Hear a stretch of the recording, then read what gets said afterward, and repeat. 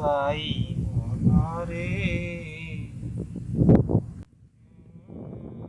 ଏ ତବୁ ଯଦି ଆରେ ବାପା ଲାଳ। ହଁ ଜେଜ କୁହ। ରେ ଲାଳ ମୁଁ କୁଆଡେ ଶୁଣିବାକୁ ପାଇଲି ଷଣ୍ଡ ସୁରିଆ ଝିଅ ଆଉ ତୁମେ ଓଇଅ ଯାଇଥିଲ।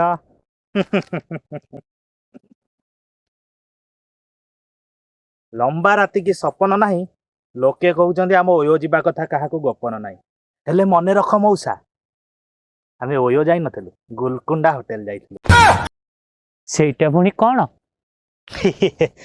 ଜେଜ that's a long story. Baba Sarathi in the hotel with Mandu jail ଯାଇ ଆଣ୍ଡ ଧରାପଣି, ସେ କଥା ତମେ ବୁଝିପାରିବନି, ଛାଡ଼। ମତେ ଟିକେ କହୁନୁ। ନାଇଁ ନାଇଁ ଥାଉ ଥାଉ, ତମର କ'ଣ ଆଉ ବୟସ ଅଛି?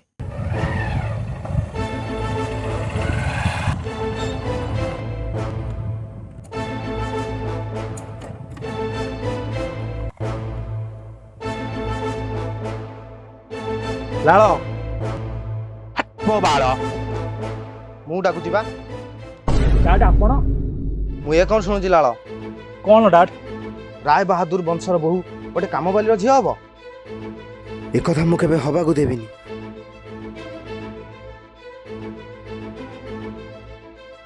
ଡାଡ ତମେ ଯାହା କହୁଛ କୁହ ପଛେ, ଅରୁଆ ସାଙ୍ଗକୁ ରାଇତା, ବେଦିରେ ବସେଇ ଲିପଷ୍ଟିକ୍ ଲଗେଇ କେବଳ ମୁଁ ହେବି ତା ଘଇତା। ତାମାନେ ତୁ କ'ଣ କହିବାକୁ ଚାହୁଁଛୁ? ସଂଘମିତ୍ରାର ଜଙ୍ଘରେ କେବଳ ତୋ ନାଁର ଟାଟୁ ରହିବ? ଡାଡ ଏ କ'ଣ କହୁଛ ତମେ? ମୁହଁ ସମ୍ଭାଳି କଥାବାର୍ତ୍ତା କର। ଯେତେ ହେଲେ ସିଏ ତମର ଧରମ ବୋହୂ ହବ। ଯଦି ତୁ ସେ କାମବାଲିକୁ ବାହା ହେବୁ, ତାହେଲେ ମୁଁ ତତେ ତେଜପୁତ୍ର କରିବି। ତମ ଭଳି ବାଳୁଆ ବୋପାର ପୁଅ ହବା ଅପେକ୍ଷା ସେ କାମବାଲିର ଝିଅର ଘଇତା ହେଇ ବଞ୍ଚିବା 100 ଗୁଣରେ ଭଲ।